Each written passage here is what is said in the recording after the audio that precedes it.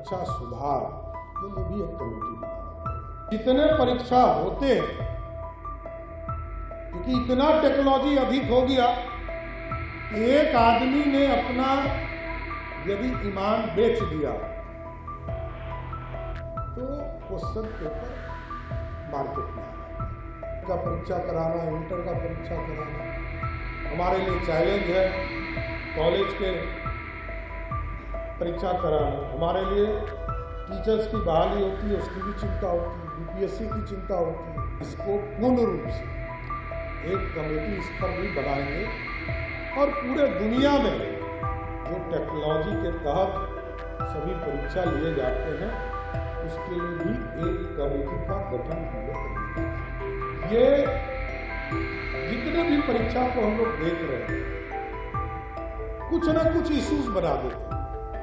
जितनी भी परीक्षाएं होती है उसमें कुछ ना कुछ गड़बड़ियां हो ही जाती है। मेरा मानना है कि इस पर और अधिक फोकस करना होगा। ये बयान खुद बिहार के मुख्यमंत्री सम्राट चौधरी ने दिया है। आज बिहार की राजधानी पटना में शिक्षा विभाग की ओर से एक कार्यशाला सह चिंतन शिविर का आयोजन किया गया था। ये चिंतन शिविर 2 दिवसीय है, जिसमें आज पहले दिन बिहार के मुख्यमंत्री सम्राट चौधरी भी पहुंचे थे और जहां उन्होंने मंच से कई बड़ी बातें कही हैं, जिसमें परीक्षा में गड़बड़ी को लेकर भी उन्होंने बयान दिया है। आप इस वीडियो को देखिए। सबसे बड़ा चैलेंज है वो है परीक्षा सुधार के लिए भी एक कमेटी बनाना पड़ेगा, क्योंकि जितने परीक्षा होते हैं, क्योंकि इतना टेक्नोलॉजी अधिक हो गया, एक आदमी ने अपना यदि ईमान बेच दिया तो क्वेश्चन पेपर मार्केट में आ जाता है। एक आदमी, कोई एक आदमी यदि पूरे सिस्टम में हमारा फेल हो गया तो पूरी चीजों को हमारा डाइवर्ट हो जाता है। क्योंकि हमारे लिए चैलेंज है मैट्रिक का परीक्षा कराना, इंटर का परीक्षा कराना, हमारे लिए चैलेंज है कॉलेज के परीक्षा कराना, हमारे लिए टीचर्स की बहाली होती है उसकी भी चिंता होती है, बीपीएससी की चिंता होती है।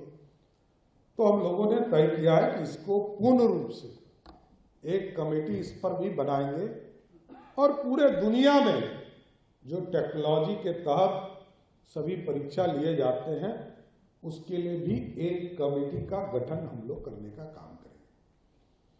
क्योंकि इसके बिना ये जितने भी परीक्षा को हम लोग देख रहे हैं कुछ ना कुछ इश्यूज बना देते हैं, कुछ ना कुछ इश्यूज आ जाते हैं। इस बार तो आपने देखा कि आदरणीय प्रधानमंत्री जी ने नीट की परीक्षा में कई संस्थानों को लगाकर तो उतना फोकस होकर सभी काम लोग नहीं कर पाते हैं। लेकिन मेरा मानना है कि अब फोकस करना पड़ेगा। पूरा युवा पीढ़ी, उसको ये नहीं लगना चाहिए मेरे साथ धोखा हो रहा है, इसकी चिंता करनी पड़ेगी।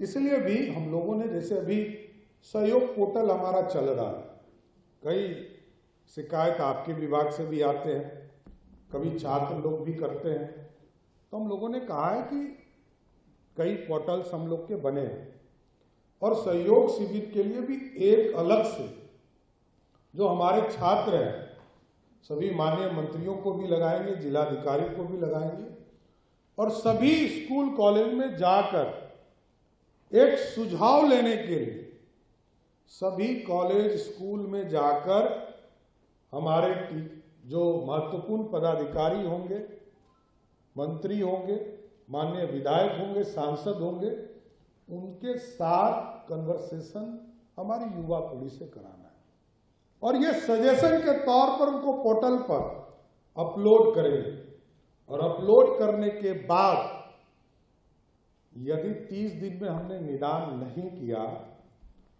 तो मैं बिहार के नौजवानों को, छात्रों को स्पष्ट करता हूं कि उसके मुख्यमंत्री के लेवल पर महीने में एक बार छात्रों के लिए अलग से सहयोग शिविर भी चलाने का काम करूंगा।